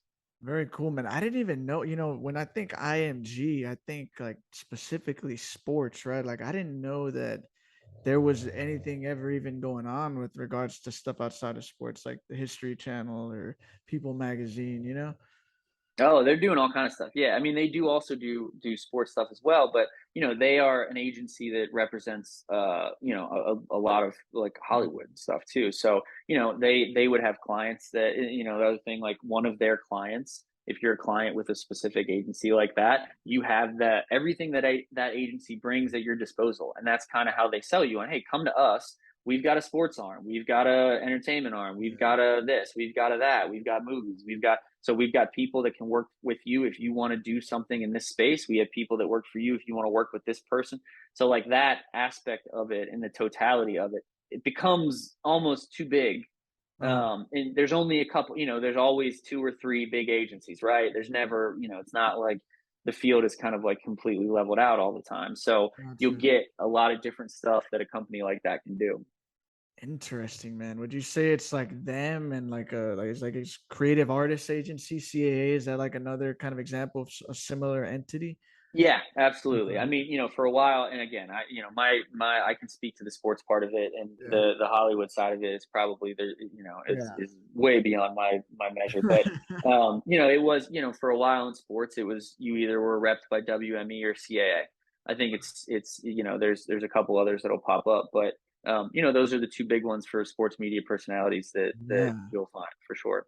That is interesting, man. Like I looked into CAA for a little bit, and I was just shocked to see the massive amount of talent that they represent, from someone like absolutely to like, I don't even remember which quarterbacks at the time. Maybe it was Drew Brees, but I was just like, the range there is pretty wild to see. But this is essentially that how a lot of agencies are run, where it's like you have an entertainment arm representing like, actors and things of that nature, and then like a sports arm representing like, athletes and things of that nature. Yeah, I think so. I mean, I think, I don't know specifically if I can say that delineation that if it can be that solid with it, but you do, it just makes more sense, right? The bigger and the more things you can have, it's just scale, right?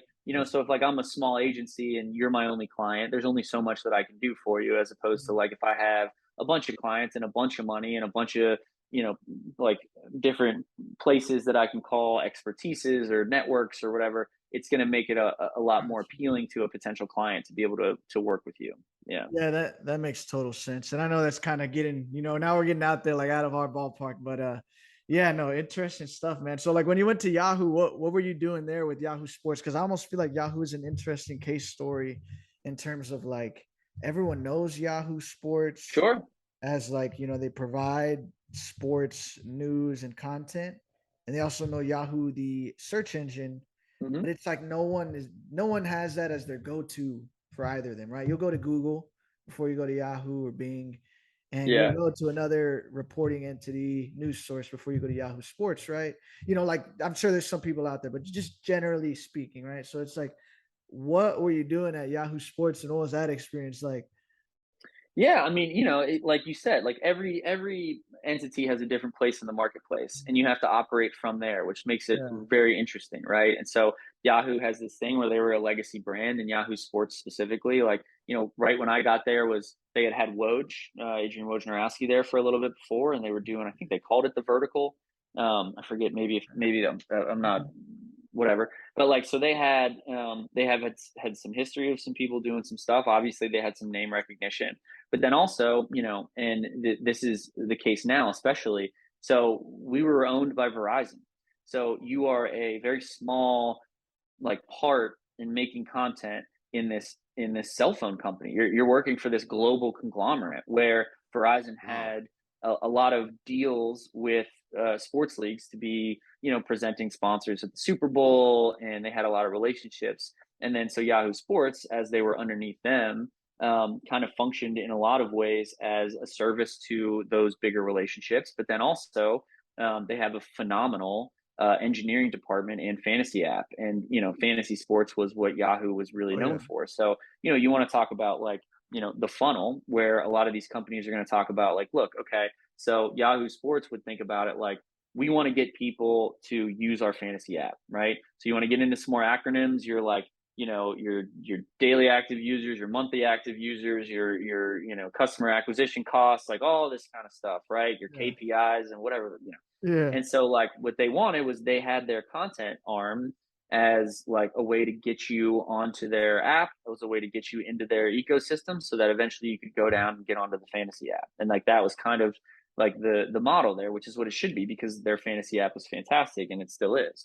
So when I got there, they wanted to kind of do a little bit more of an OTT strategy. And that this was 2018 when a lot of people were kind of like wanted to transition into this OTT where it's like, you know, you're more like an Apple TV or something, or a Netflix where you're going on and there's this a la carte programming that you had. So the appeal to me was they said, hey, you know, we have a New York studio. We'd like to build it out a little bit more and create a bunch of shows. And so they gave me some creative autonomy to come in there and to make some fun shows for them and stuff. And the Verizon part of it, and, you know, working for somebody that, as John Oliver so pleasantly calls AT&T business daddy all the time, which is one of the great running bits on Last Week Tonight.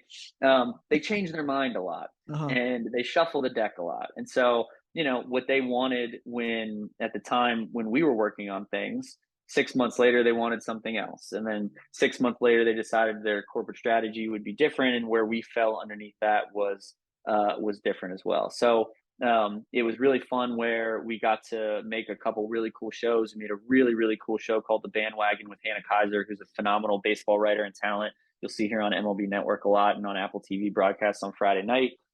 We did a really cool show there. We did some other really cool stuff with the NBA. We did a show called The Bounce with Turner and the NBA, which was like the first version of trying to do an NFL Red Zone channel for the NBA, and it was all digital. So we did some really, really cool stuff. But the challenge was like kind of being at the whim of Verizon, of this big cell phone conglomerate that would be telling you, you know, every week or two something different that they wanted you to do. Wow. I had no idea that Yahoo was actually owned by Verizon. It's such an interesting. Not anymore. Yeah. I think not anymore. I think they got sold off to some other independent entity. Yeah. Okay, that would make sense, because I was like, you know, I worked at AT&T for 6 months, right? So like I kind of got a glimpse very shortly into like that telecom space. I just couldn't imagine where it's like you know, you have a business within your business that's almost completely unrelated, but it also makes sense in the sense that you can use that entity to further market and advertise your bigger money maker, which is the telecom services, right? Very interesting, bro. But that's cool that you guys got to build some cool shows out there, man. Yeah, I mean, and look, you know, you go through, you know, I say I've been lucky to be able to figure out how to maintain a career where like I get to make things and I get to stay in sports, right? And you can say that for anything that is a small field that you have to have a lot of passion to work in. You get to see a lot of different places and ecosystems that you have to function in to maintain that, right? To be able to figure out how to make that your career and to stay there. And you have to go to some weird places and learn some things about like, okay, this is what it's like to work for somebody that does not have your content at the forefront of their mind. You know, like now I'm working for a really, really good tech company that doesn't have a lot of content people. That's a very different experience. You go into an ESPN, or, you know, ESPN is just specifically sports content. You work at Fox, and Fox is, oh, there's Fox Sports, but there's Fox Movie Studios. So, you know, it's fun and it's cool. And the more places, you know, that's one thing if I can say to somebody like you or anybody that's in your position is like, you know, if the place sounds weird or if you're not sure about where to work or whatever, all experience is going to be non-negative. Even if you go somewhere and it's terrible, or you're like, I don't like how this was structured, I don't like how the people that were telling me what to do did that, then like you will learn that and you'll be able to kind of analyze the next place you go and compare and contrast the differences. And then that can help you be successful. Very true, man. A lot of great points there. I think, and I'm early in my career, but I think that like some experiences were great for me in the sense that I learned what I didn't want to do, right? Like working at a company or working at a telecom company, I knew I didn't want to do that. And it gives you more direction in terms of where you do want to go, right? And kind of like you alluded to earlier when we talked about how you wanted to go, you know, within the sports space when you were younger, but you didn't know exactly what. You kind of started off writing, and then it ended up being on, you know, this production end of things. It's kind of like similar for me in the sense that I know I wanted to work in sports, but I just didn't know what. And I feel like that was to my detriment in terms of like I couldn't articulate properly what I wanted to do within sports. So then that, you know, kind of lowers your prospects in terms of what you're able to do. But when you're able to get specific, it shows a lot more confidence, a lot more self-awareness. So I think like for me, right, like kind of learning more through each experience, like, oh, like, you know, sports media, you know, the business marketing side of stuff, branding, intrigues me. Also, do the podcast stuff like, Yeah. air and conversation and, career pathways, stuff like that intrigues me. Right. So as time goes on, through experiences, both good and bad, you're further gaining clarity no matter what, in terms of what your strengths and weaknesses are and what you like and don't like. So I think that's a beautiful point you make there, in terms of like, no experience is necessarily a bad experience, but it all is a learning experience, ideally, if you think that. But yeah, no, beautiful stuff, man. It's been dope learning about your career. So, you hit on what atmosphere is earlier, and you hit on, a little bit about, the content y'all create with regards to sports and how you guys look at it. What do you think the future for Atmosphere is, man? Like, you guys got put in that like future billion-dollar companies list. Like, what's the future? Yeah, we got put on one of those lists that means absolutely nothing, except that everybody reads it and it means something. Is it gonna happen though?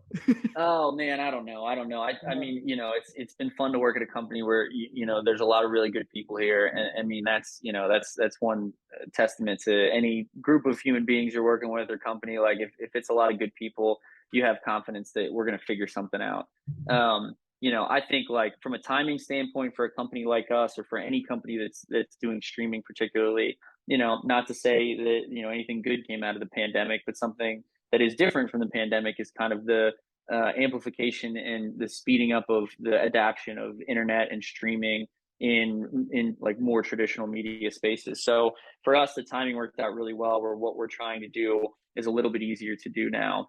And I think like as the industry kind of like changes and kind of figures out what this streaming thing is, I'm really happy that we have a little bit of a head start. And I think it's for us specifically, we're in about 30,000 venues in the country, and I think we've kind of targeted that there's over 2 million potentially where we could be adapted into. And so for us, like, we look at the total addressable market and stuff like that, and it looks really good. There's a lot of opportunity out there for us to go forward. And I think that's going to happen in the industry in general. If you're doing streaming, if you're Dan Le Batard's a good example, right? Where they leave a traditional linear broadcast and a traditional radio situation, and they've gone completely streaming, and they've used YouTube as a phenomenal medium to get out to an audience and to be amplified in a great way.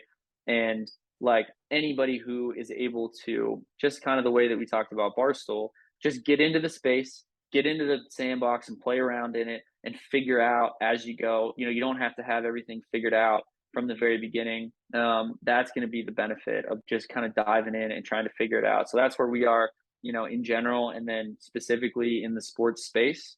And I don't have the answers as for like what it's going to be, but I'm glad we're diving in on it. And I think, I think you'll see in general, everything kind of, you get this cycle of like bundling and unbundling, right? And so like you can see this in cable, you can see this in, like we're doing, now you are maybe paying for 5 or 6 or 7 different services. If I want to watch the Premier League, I need to get NBC Sports and Peacock. If I want to watch the Champions League, I got to get Paramount now. I also have Netflix, and I got HBO Max, and I got all this kind of stuff. I might end up spending more money than I spent if I had my Comcast or my Time Warner or Verizon. So I think you'll see the industry. I think you'll see it kind of come back together a little bit more when we figure out like, all right, Disney Plus is a good example of this now. You're getting Hulu and Disney and ESPN all in one kind of bundle, right? Which ends up kind of looking like cable. So, I think we'll get a little bit more of the big players kind of coming together and hopefully making it a little more cost effective for people like us that want to watch all these sports. I think from a standpoint of, you're going to have a lot more places that are a little bit smaller, whether it's your Dan Le Batards or whether it's like, your individual one person, like, you're building the Alec Alvarez cinematic universe, right? Like you can put a podcast out. If you wanted to, you could make a YouTube show. If you wanted to, you could make a TikTok channel, and then you can just build an audience from there, which is very challenging now, but it's not as easy to make a lot of money, but it's easier to make enough money to kind of do whatever this passion project is that could turn into a real thing. So I think that'll continue to grow, and it's exciting to see for sure.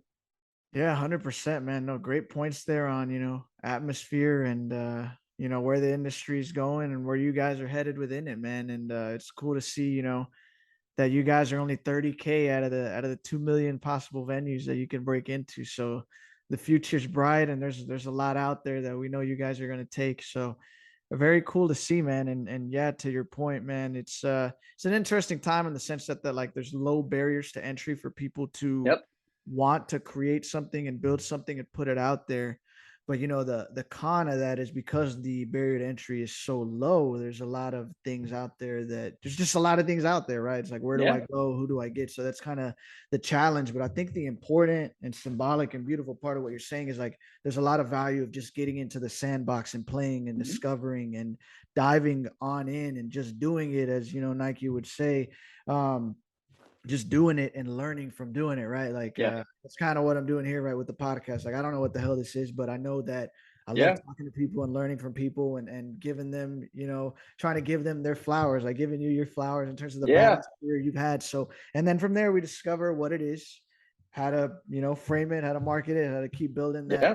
genuine connection with the audience and see where it goes, right? Like, you know, you could make no money from it and just take the value of learning from people, you know, in my Yep. perspective as a host and your perspective as, you know, being on here as a guest, or like for the listeners, or, you know, maybe you can make a little money or a lot of money. Who the hell knows, right? But the point is, like, through getting in the sandbox and playing, you learn about yourself, the world, others, and you grow from it. So I think that's a beautiful piece, man. What would be your last words of advice for, you know, people that, you know, kids right now that are watching SportsCenter, or, you know, tuning into the content on social media, or the guys in college right now grinding it out that want to be where you're at now in terms of like being at the helm of producing sports content, sports shows? Like, what would your advice be for the people trying to break into sports production or production in general? I mean, you know, I think, you know, one of the things that I can say now, especially, is don't get discouraged, you know, and whether that's like on the really granular scale of like, you know, an idea that you had not being accepted, or thinking that something was going to be successful and that it wasn't, and allowing that to make you admonish yourself, or say something about like, well, you know, that wasn't good enough or whatever. Like this is a business of failure, and the more that you fail and the more that you get your idea shot down, or you learn that something isn't necessarily going to work, that's how you're going to get stronger, that's how you're going to learn, that's how you're going to get better. And so, you know, I think that that is especially important now when, you know, you see so much different content and stuff out there, and you're able to like put things out yourself, like taking advice from somebody that's been through it, and not being discouraged by them telling you maybe what you're doing isn't good enough, is one thing that I have tried to I've found very valuable in my career, in just kind of powering through that and taking all of those as learning experiences. You know, I think like, you know, the repetition point is one that, you know, that I never like want to not make, is the more you can do something without necessarily having it all figured out beforehand is better. It's the same point that we were just making, like just get in there and do it, and you'll figure it out as you go. You know, like I still don't know what I want to do when I grow up in a lot of senses, and like it's just that fun challenge of accepting that every day, of kind of like, you know, those little mini jumps into the unknown that you're doing. You know, like if you want to make, if you're lucky enough to try to make, you know, this subjective thing your career, and to have creativity be a part of it in whatever capacity that is for you, it presents a lot of individual unique challenges, and you don't necessarily get direct feedback all the time on that. You know, you're not a salesman, you don't have a quarterly earnings, you don't have a bottom line, you don't have anything. You just kind of have to put yourself out there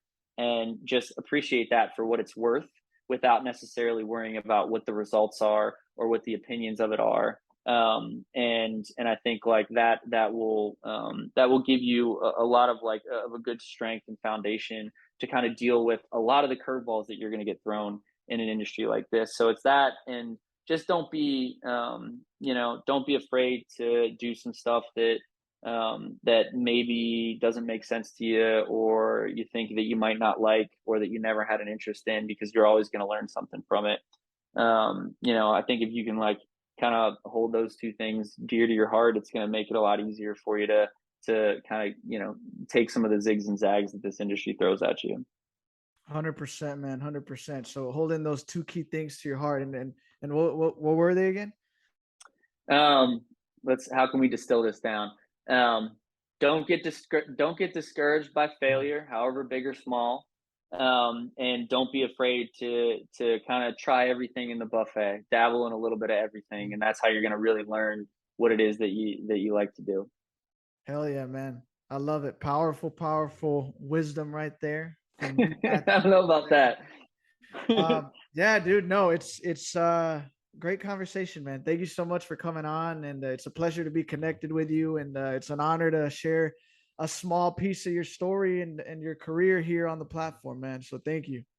Alec, the honor is mutual, my friend. I love what you're doing. And just remember one day when you're running media and you're super famous, to not forget about your friends, your little friends like me. I don't know about all that, man. Would be an honor, and that is part of the goal. But you know, man, no, man, I don't know.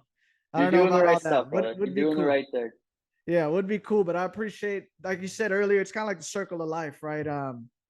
You know, there's people that have made it and they give insight to the ones breaking in, and then the ones that, you know, are in the middle of it, they can give insight to the ones going through it as well. And then when they get to the top, it's like, you know, this mutual feedback loop, as we were kind of alluding to earlier. But yeah, dude, no, it's a pleasure to get to, you know, pick your brain and you know, share your story with everyone, and they'll gain a lot of value from it, man. But you know, I had to bring out the gold colors today, you know, since I was speaking with you, and I see you got the kick-ass PSG jersey, man. Oh yeah, man, I'm rocking. It's Friday jersey day, so I got my PSG jersey on. There you go. One of the most beautiful soccer jerseys consistently across the last 5 or 6 years since Jordan took over. It's, you know, a beautiful thing PSG's doing. Yeah, it's very interesting, the Jordan brand, you know, like it's so interesting from a marketing perspective how like you've got like a Luka Doncic or a Zion Williamson or a Carmelo or a Russell Westbrook underneath it. And it's like, can they shine?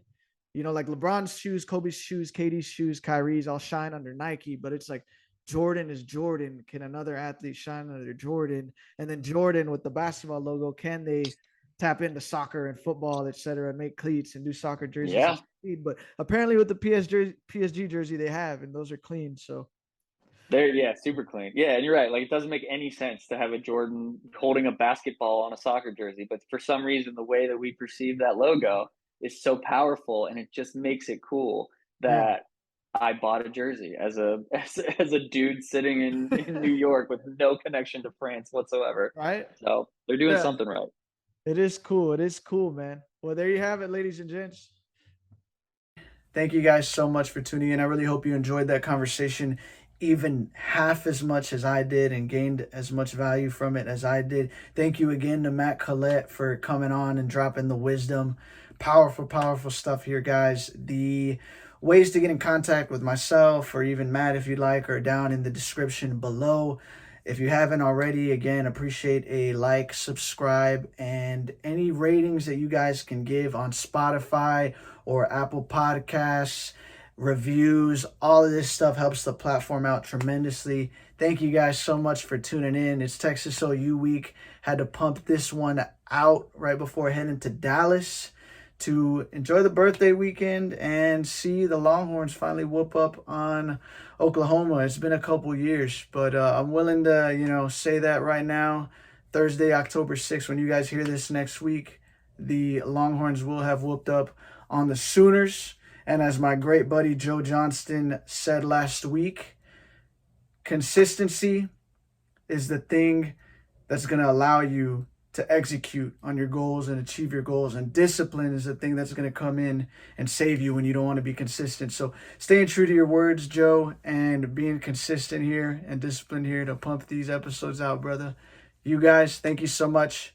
Enjoy. Don't be such a smart aleck.